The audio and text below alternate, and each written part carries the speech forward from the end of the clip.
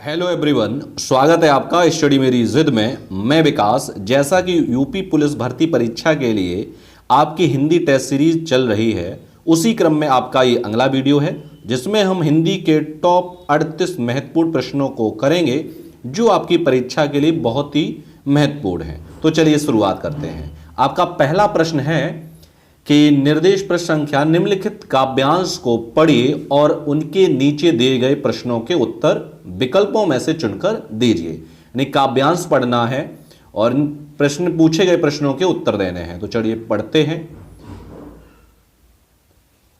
कुछ भी बन बस कायर मत बन, ठोकर मार पटक मत माथा, तेरी राह रोकते पाहन, कुछ भी बन बस कायर मत बन। ले देकर जीना क्या जीना, कब तक गम के आंसू पीना, मानवता ने तुझको सींचा, वहां युगों तक खून पसीना। तो ये आपका काव्यांश था। अब हम इससे जुड़े प्रश्नों को करेंगे। तो आपका पहला प्रश्न है, कवि क्या करने की प्रेरणा दे रहा है? ऑप्शन ए, गम के आंसू पीने की। ऑप्शन बी, आत्मसमर्पण की। ऑप्शन सी, रुकावटों को ठोकर मारने की। या ऑप्शन डी, कुछ भी न बनने की। तो यहां आपका ऑप्शन जो सी है, यानी रुकावटों को ठोकर मारने की, वो आपका सही हो जाएगा। आगे बढ़ेंगे। प्रश्न आपका दूसरा है कि इन पंक्तियों में कायर का अर्थ है। ऑप्शन ए, सहस। ऑप्शन बी, समझौतावादी। ऑप्शन सी, चालाक। या ऑप्शन डी, दुष्ट। तो यहां आपका ऑप्शन जो बी है, यानी समझौतावादी, वो आपका सही हो जाएगा। प्रश्न 3 है, कुछ भी बन बस कायर मत बन, कवि ने क्यों कहा? ऑप्शन ए, कुछ भी बनना आसान है। ऑप्शन बी, कुछ भी बनना मुश्किल है। ऑप्शन सी, कायर मनुष्य का जीवन व्यर्थ है। ऑप्शन डी, कायर मनुष्य अच्छा नहीं होता। तो यहां ऑप्शन आपका जो सी है, यानी कायर मनुष्य जीवन व्यर्थ है, यानी कायर मनुष्य का जो जीवन है वो कैसा होता है? व्यर्थ होता है। आपका सी ऑप्शन सही हो जाएगा। आगे बढ़ेंगे। प्रश्न नंबर 4 है आपका कि पाहन शब्द का पर्यायवाची है। ऑप्शन ए, मेहमान। ऑप्शन बी, पैर। ऑप्शन सी, पत्थर। या ऑप्शन डी, पर्वत। तो पाहन का अर्थ होता है यानी पत्थर से। पाहन किसका पर्यायवाची है? तो यह है पत्थर का। प्रश्न 5 है, कवि के अनुसार किस प्रकार का जीवन व्यर्थ है? ऑप्शन ए, आदर्शवादी। ऑप्शन बी, समझौतेवादी। ऑप्शन सी, खून पसीना बहाकर। या ऑप्शन डी, रुकावटों को ठोकर मारना। तो यहां आपका ऑप्शन जो बी है, यानी समझौतावादी, वो आपका सही हो जाएगा। आगे बढ़ेंगे। प्रश्न आपका अगला है, प्रश्न नंबर 6 है कि भरत मुनि के अनुसार रसों की संख्या कितनी है? Option A, 8। Option B, 9। Option C, 11। Option D, 10। तो भरत मुनि ने रसों की जो संख्या मानी है वो मानी है 8, यानी ऑप्शन आपका ए जो है वो सही हो जाएगा। एग्जाम में आपसे पूछे रसों की संख्या कितनी है, तब आपका ऑप्शन जो है 9 होगा। लेकिन आपसे ये पूछ ले कि भरत मुनि के अनुसार रसों की संख्या कितनी है, तो आपकी 8 है। आपसे एग्जाम में पूछ ले कि आचार्य मम्मट के अनुसार बताइए, मम्मट के अनुसार बताइए रसों की संख्या कितनी है, तब भी आपकी 9 ही है। लेकिन आपसे यह पूछे कि भरत मुनि के अनुसार रसों की संख्या कितनी है, तो 8 है। ठीक है, चलिए आगे बढ़ते हैं। प्रश्न अगला है कि चरण कमल बंदो रघुराई पंक्ति में कौन सा अलंकार है? ऑप्शन ए, श्लेष। ऑप्शन बी, उपमा। ऑप्शन सी, रूपक। या ऑप्शन डी, रूपाक्तिशोक्ति।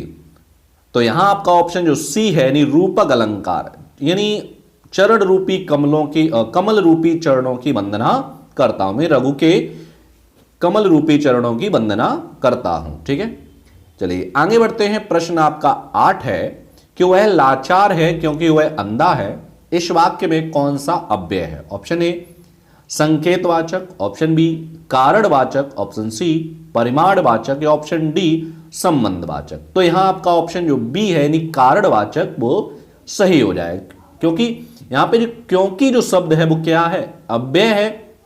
और क्योंकि कैसा अव्यय है? तो ये कारणवाचक है। प्रश्न 9 है कि युद्ध में स्थिर रहने वाला के लिए किस समास का विग्रह पद है? ऑप्शन ए, करण तत्पुरुष। ऑप्शन बी, अलुक तत्पुरुष। ऑप्शन सी, संप्रदान तत्पुरुष। या ऑप्शन डी, संबंध तत्पुरुष। तो यहां पे आपका ऑप्शन जो बी है, यानी अलुक तत्पुरुष, वो आपका सही हो जाएगा। ठीक है, चलिए आगे बढ़ते हैं। प्रश्न नंबर 10 है कि आविर्भाव का विलोम क्या होता है। तो आविर्भाव का विलोम क्या होता है? ऑप्शन ए प्रादुर्भाव, ऑप्शन बी संभाव, ऑप्शन सी तिरोभाव या ऑप्शन डी अभाव। तो यहां आपका ऑप्शन जो सी है यानी तिरोभाव, आविर्भाव का क्या होता है? तिरोभाव, वो आपका सही हो जाएगा। चलिए आगे बढ़ते हैं और प्रश्न आपका 11 है कि वह नायिका जो अपने पति के परदेश में होने के कारण दुखी हो के लिए एक शब्द क्या होगा? ऑप्शन ए प्रोषित पतिका, ऑप्शन बी वियोगिनी, ऑप्शन सी विरह विग्धा, ऑप्शन डी खंडिता। तो यहां आपका ऑप्शन जो सी है यानी विरह विग्धा वो आपका सही हो जाएगा। आगे बढ़ेंगे। प्रश्न 12 है कि निम्न में से अर्धस्वर कौन कहलाता है? ऑप्शन ए या, ऑप्शन बी प, ऑप्शन सी र या ऑप्शन डी ला। तो यहां आपका ऑप्शन जो ए है यानी या जो है वो कैसा है? आपका अर्धस्वर है। या और बा ये आपके कैसे स्वर होते हैं? अर्धस्वर होते हैं। ठीक है, चलिए आगे बढ़ते हैं। प्रश्न नंबर 13 है कि छंद पढ़ते समय आने वाले विराम को क्या कहते हैं? तो ऑप्शन ए गति, ऑप्शन बी यति, ऑप्शन सी तुक या ऑप्शन डी गढ़। तो छंद पढ़ते समय आने वाला जो विराम होता है, बीच में जो आता है या अंत में आता है, उसे हम कहते हैं यति। ऑप्शन जो आपका बी है वो आपका सही हो जाएगा। ठीक है, प्रश्न 14 है दीप सा मन जल चुका है पंक्ति में वाचक शब्द कौन सा है? ऑप्शन ए दीप, ऑप्शन बी सा, ऑप्शन सी मन या ऑप्शन डी जल चुका। तो सा सी से ये आपके कैसे होते हैं? ये होते हैं वाचक शब्द। ऑप्शन ए और सॉरी बी जो है वो आपका सही हो जाएगा। आगे बढ़ेंगे। प्रश्न 15 है कि ठिठुरता हुआ गणतंत्र इस व्यंग संग्रह के व्यंग्यकार कौन है? ऑप्शन ए Maithili Sharan Gupt, option B Bhavani Prasad Mishra, option C Dharmveer Bharti या ऑप्शन डी हरिशंकर परसाई। तो ठिठुरता हुआ गणतंत्र के हैं हरिशंकर परसाई। ऑप्शन जो आपका डी है वो आपका सही हो जाएगा। प्रश्न 16 है कि महाप्राण ध्वनियां व्यंजन वर्ग के किससे संबंधित हैं? ऑप्शन ए पहला दूसरा, ऑप्शन बी दूसरा चौथा, ऑप्शन सी दूसरा चौथा या ऑप्शन डी पहला चौथा। तो महाप्राण जो ध्वनियां होती हैं प्रत्येक वर्ग में वो होती हैं दूसरा और चौथा जो वर्ड होते हैं वो आपके कैसे होते हैं? महाध्वनि, महाप्राण। ठीक है, चलिए आगे बढ़ेंगे। प्रश्न आपका 17 है कि निम्नलिखित वाक्यांशों में से उनके प्रथम तथा अंतिम अंश पहला और छठा अंतर्गत दिए गए हैं। बीच वाले 4 या अलावा के अंतर्गत बिना क्रम के हैं। चारों अंशों को उचित क्रमानुसार व्यवस्थित कर सही विकल्प चुनना है। यानी हमें एक सेंटेंस बनाना है, पहला और छठा वो अपने ही स्थान पर रहेंगे। ठीक है, और एक वाक्य बनेगा। तो यहां पे आपका ऑप्शन ए सही होगा, बी होगा, सी होगा या डी होगा। तो 17 का ऑप्शन आपका जो बी है वो आपका सही हो जाएगा। अब इसका वाक्य क्या बनेगा? तब चेचक के समानांतर एक और बीमारी थी गौशीतला। प्राय यह रोग गाय के थनों में होता है। आम धारणा थी कि बीमारी गाय का दूध पीने वाला इसका शिकार हो जाता है और उसके हाथों में छोटे घाव व फुलसियां हो जाती हैं। ये आपका वाक्य था। अब आगे बढ़ेंगे। प्रश्न आपका 18 है कि रुग्ण का विलोम क्या होगा? ऑप्शन ए स्थूल, ऑप्शन बी स्वस्थ, ऑप्शन सी बीमार या ऑप्शन डी कर्मठ। तो रुग्ण का होता है स्वस्थ। आपका ऑप्शन जो बी है वो आपका सही हो जाएगा। प्रश्न 19 है कि कौन सा शब्द जातिवाचक संज्ञा नहीं है? ऑप्शन ए जबान, ऑप्शन बी बालक, ऑप्शन सी सुंदर या ऑप्शन डी मनुष्य। तो प्रश्न जो 19 है उसका आंसर आपका जो सी है वो आपका सही हो जाएगा। यानी सुंदर जो शब्द है वो जातिवाचक संज्ञा नहीं है। आगे बढ़ेंगे। प्रश्न आपका 20 है कि जहतह मज्जा मांस रुधिर लखि परत बगारे जित चित जित जित छिटके हाड़ श्वेत कहूं कहूं रतनारे। में रस कौन सा है? ऑप्शन ए बीभत्स रस, ऑप्शन बी अद्भुत रस, ऑप्शन सी भयानक रस या ऑप्शन डी हास्य रस। तो यहां आपका जो ऑप्शन ए है यानी बीभत्स रस, बीभत्स का स्थायी भाव क्या होता है? घृणा, जुगुप्सा। ठीक है, तो वहां पे आपका सही, यानी जहां जहां मांस रुधिर लख परत बगारे, जैसे जैसे जो मांस से खून निकल रहा है, जित चित छिटके हाड़, जहां जहां ये जो वर्णन है वो गंगा के घाट का किया गया कि चिता जलाई जा रही हैं, तो जलते जलते चिताओं से कहीं मांस से खून निकल रहा है, कहीं हड्डियां गिर रही हैं, तो वहां का दृश्य देख करके क्या हो रही है, घृणा हो रही है, घिनसी आ रही है। ठीक है, चलिए आगे बढ़ते हैं। प्रश्न 21 है, वन में लगने वाली आग को क्या कहते हैं? ऑप्शन ए बड़वाग्नि, ऑप्शन बी दावाग्नि, ऑप्शन सी ब्रह्माग्नि, ऑप्शन डी जठराग्नि।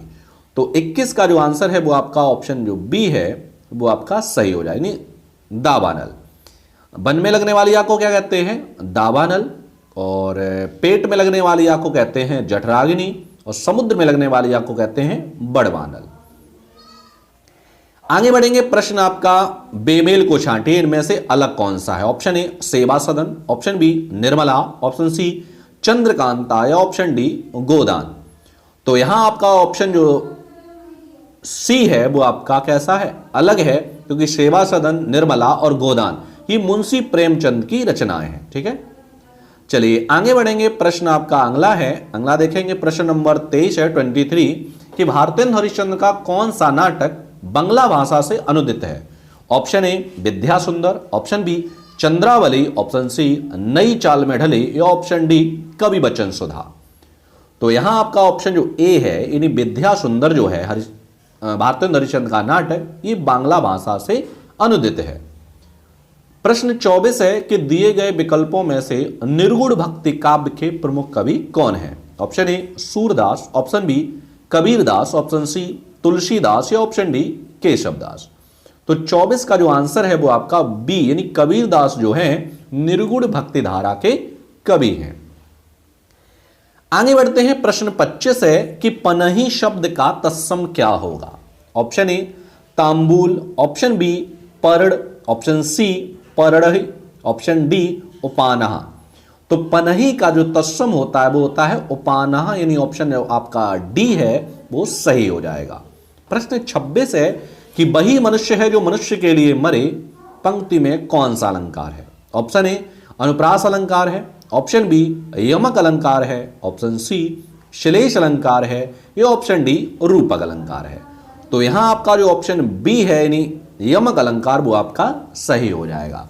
अब यमक अलंकार में क्या होता है? एक शब्द एक से अधिक बार आए और अर्थ भी कैसा हो, अलग अलग हो, वहां पे कौन सा अलंकार होता है? यमक अलंकार होता है। चलिए आगे बढ़ेंगे। प्रश्न नंबर 27 है आपका, अत्यावश्यक में संधि का विच्छेद क्या होगा? ऑप्शन ए अतिधन आवश्यक, ऑप्शन बी अत्यधन आवश्यक, ऑप्शन सी अत्याधन आवश्यक, या ऑप्शन डी अत्याधन आवश्यक। तो यहां पे आपका ऑप्शन जो ए है, यानी अतिधन आवश्यक, वो आपका सही हो जाएगा। प्रश्न 28 है कि निर्दय में कौन समास है? ऑप्शन ए कर्मधारय समास, ऑप्शन बी द्वंद्व समास, ऑप्शन सी द्विगु समास, या ऑप्शन डी बहुब्रीहि समास। तो यहां आपका ऑप्शन जो डी है, यानी निर्दय, वहां पे आपका सही हो जाएगा, यानी बहुब्रीहि समास है।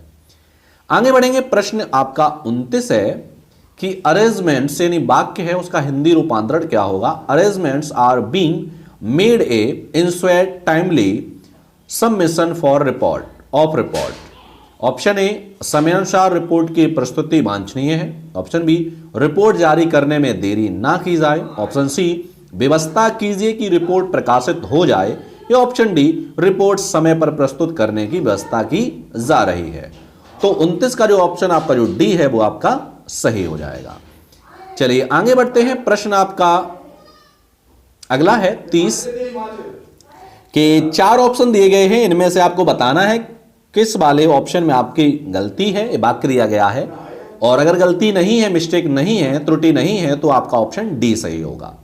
तो पहला है कुछ उसके प्राप्त करने में दांव पेच लगा रहे हैं, ऑप्शन बी स्वतंत्रता प्राप्ति के बाद अधिकतर लोग ऐसे ही हैं, ऑप्शन सी जिनमें कुछ सुख संपन्नता भोगने और उसका लाभ उठाने में मग्न है, ऑप्शन डी कोई त्रुटि नहीं है। तो 30 का जो ए है वो आपका सही हो जाएगा, कुछ उसके प्राप्त करने में दांव पेच लगा रहे, वो आपका कैसा है? गलत है। चलिए आगे बढ़ेंगे। प्रश्न आपका 31 है 31 कि पर्यायवाची की दृष्टि से एक युग्म अशुद्ध है। कौन सा गलत है? ऑप्शन ए आकाश का पुष्कर, ऑप्शन बी कमल तामरस, option C Yamuna Jahnavi, option D Kamadev Manobhav. तो 31 का जो सी है यानी वो आपका सही है। वहां पे यानी अशुद्ध है कैसे? यमुना का जाह्नवी नहीं होता है, जाह्नवी होता है गंगा का पर्यायवाची। ठीक है। प्रश्न 32 है कि आंख फेरना मुहावरे का अर्थ क्या होगा? ऑप्शन ए प्रेमपूर्ण दृष्टि डालना, ऑप्शन बी पहले जैसा प्रेम ना रखना, ऑप्शन सी किसी वस्तु को ऊपर से नीचे तक देखना, ऑप्शन डी किसी वस्तु पर उड़ती नजर डालना। तो 32 का जो आंसर है वो आपका ऑप्शन जो बी है, पहले जैसा प्रेम ना रखना, वो आपका सही हो जाएगा। ठीक है। चलिए आगे बढ़ेंगे। प्रश्न 33 है 33 कि दिए गए वाक्यांशों में से एक शब्द रेखांकित है, उस शब्द में प्रयुक्त उपसर्ग किस कोटि का है? चिन्हित कीजिए। विद्यालय का उप प्रधानाचार्य जिम्मेदार व्यक्ति होता है, ऑप्शन ए। अब उप प्रधानाचार्य पे आपकी अंडरलाइन है, वहां आपको बताना किस प्रकार का उपसर्ग है। तत्सम उपसर्ग है, तद्भव उपसर्ग है, विदेशज उपसर्ग है या देशज उपसर्ग है। तो उप प्रधानाचार्य में उप तो उपसर्ग है, लेकिन उप है क्या? तो 33 का जो ऑप्शन ए है यानी उप जो शब्द है वो कैसा है? तत्सम शब्द है। ठीक है। प्रश्न 34 है कि बागजाल का संधि विच्छेद क्या होगा? ऑप्शन ए बाक धन जाल, ऑप्शन बी बाक धन जाल, या ऑप्शन सी वाग धन जाल, या ऑप्शन डी वाग धन जाल। तो 34 का जो आंसर है वो आपका ए यानी वाक धन जाल। हलंत जरूरी है, अब वाक हलंत लगा है और प्लस जाल, तो आपका शुद्ध है। ठीक है।